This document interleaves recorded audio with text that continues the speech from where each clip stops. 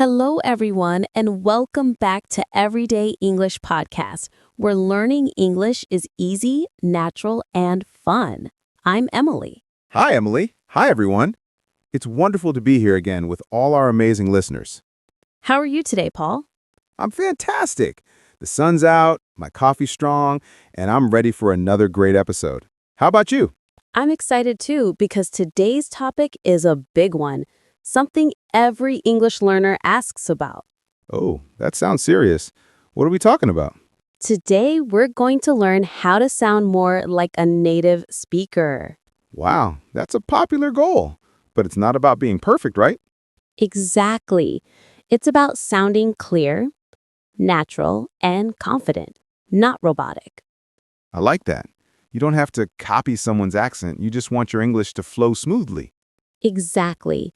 And today we'll share practical tips to help you sound more relaxed when you speak. I'm ready. But before we jump in, let's thank our amazing listeners. Yes, thank you for tuning in. If you enjoy learning English with us, please follow Everyday English Podcast. Give this episode a thumbs up and share it with your friends. It really helps our community grow, and we love hearing your feedback. All right, let's get started. What's our first step to sounding more natural in English? I think it's about how words connect when we speak, right? Exactly. Let's start with our first tip, connected speech. All right, Emily, let's start with connected speech. It sounds a little technical. What does it actually mean? Great question. Connected speech simply means how native speakers link their words together instead of saying each word separately. Oh, like how the words sort of flow when people speak naturally? Exactly. For example, we don't usually say an apple. We connect the words so it sounds like an apple. Oh, I hear it. The words blend together, smooth and fast. That's right. Here's another one. Good afternoon. The D in good connects with afternoon, so it sounds like good afternoon. Wow, that sounds much more natural. It's like the words are dancing together instead of marching one by one. That's a great way to describe it. Connected speech helps your English sound more fluid and relaxed. So learners can practice by listening for those links in real conversations or movies. Exactly. Listen and repeat what you hear. That's the best way to improve your rhythm. Awesome. So, what's the next secret to sounding like a native speaker? Tip number 2, reductions and contractions. Oh, yes, that's when we make words smaller or shorter, right? Exactly. We do this all the time in natural speech. For example, going to often becomes gonna. Ah, like, I'm gonna go to the store. Perfect. Another one is want to. It often becomes wanna. I want to learn English. Great example. Reductions make your speech sound smoother and more natural. And what about contractions? Those are like, I am becomes I'm, right? Exactly. They're super common in spoken English. So we say I'm, your, he's, their, not the full separate words. And for negatives, do not becomes don't, is not becomes isn't, and so on. Right. Contractions make you sound relaxed and fluent. You rarely hear native speakers say, I am not. They'll almost always say, I'm not. That's true. It's a small thing, but it makes a huge difference. Exactly. So when learners start using reductions and contractions, they instantly sound more natural. I love that. Easy steps with big results. Totally. And up next, we'll talk about something that adds music to your English, stress and emphasis. So, Emily, what do you mean by stress and emphasis? Great question. It's all about which words we say louder or with more energy in a sentence. English has a rhythm. Not every word is equal. Oh, so some words get more attention than others. Exactly. For example, listen to this. I love this podcast. Here, the stress is on I. Maybe someone else doesn't love it, but I do. Got it. So if you change the stress, you change the meaning. Right. Watch this. I love this podcast. Now the stress is on love. You're saying it with more feeling. Oh, and if you say, I love this podcast, now you mean this one, not another one. Exactly. Same words, different stress, completely different meaning. That's so cool. It's like the music of English. That's a perfect way to describe it. English has a rhythm. We stress important words and we make small words like the, to, and of quieter and faster. So beginners shouldn't try to say everything with the same energy. Right. If every word sounds flat, it's harder to understand and it sounds unnatural.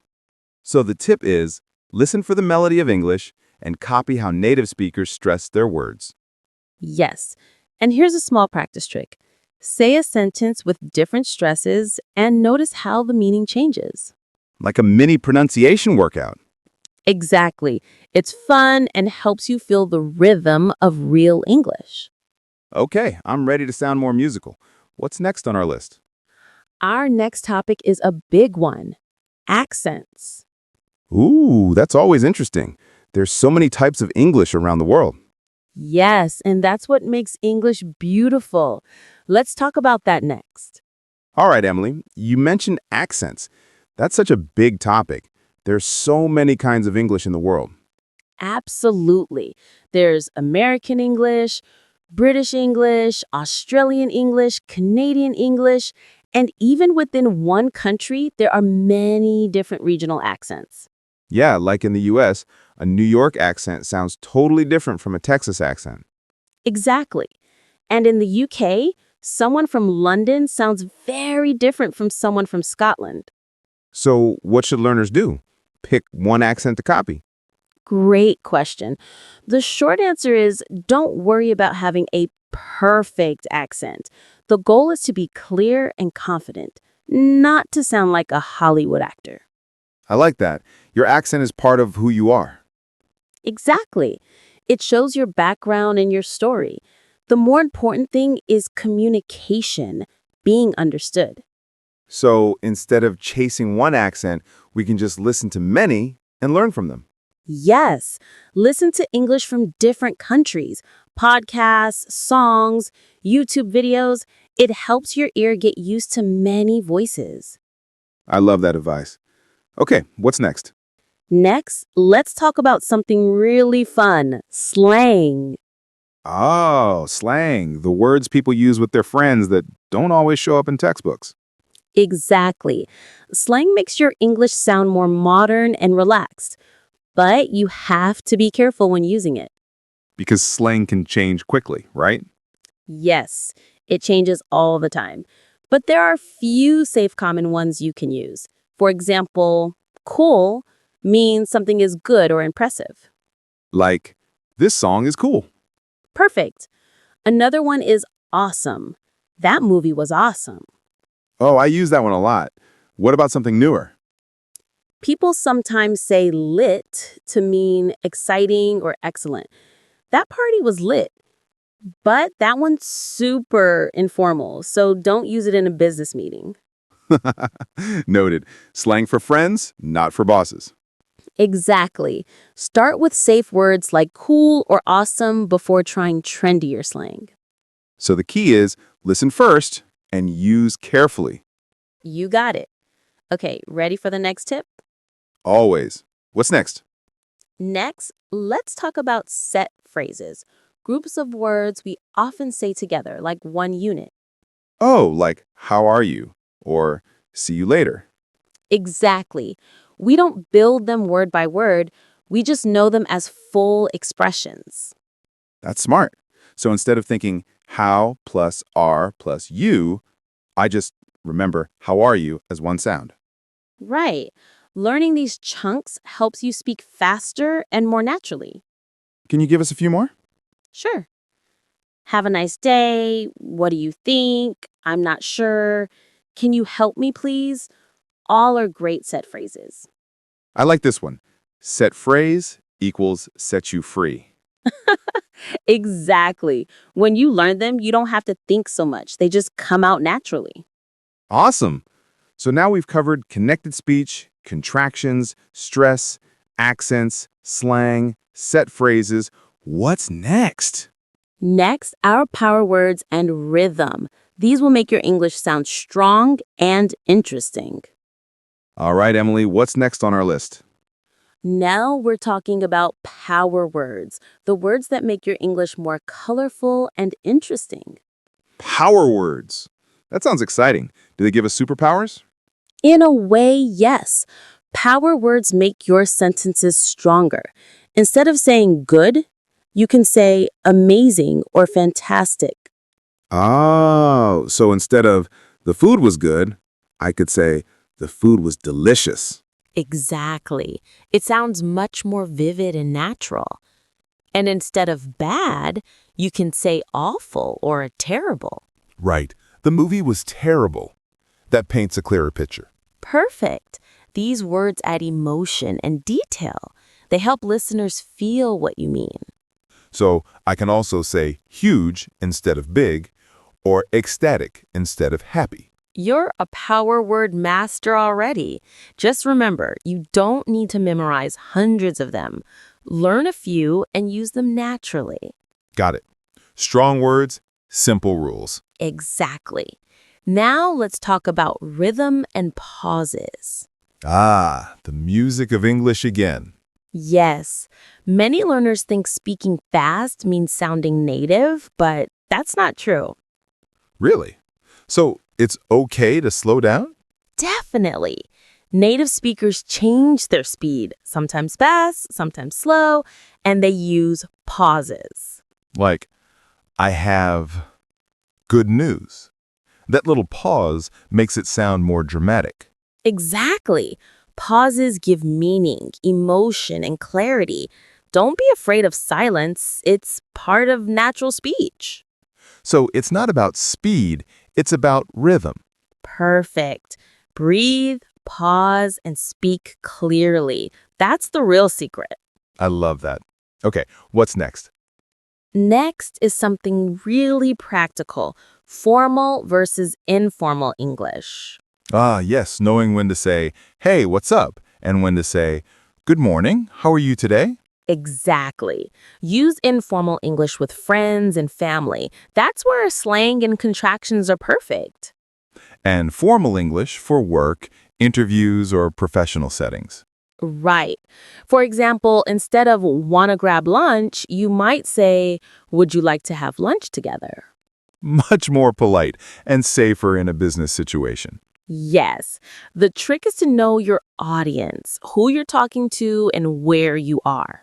That makes total sense. Context is everything. Exactly. And our final tip today, natural reactions. Ah, those little sounds and words we use to show we're listening, right? Yes, words like, oh, really? Wow, that's great. Uh-huh. Or, I see.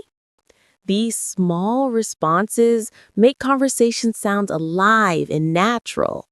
It would be so strange if someone said, I bought a new car, and I just stared in silence. Exactly. You could say, wow, that's awesome. Or, really? What kind? So using those reactions helps the other person feel heard.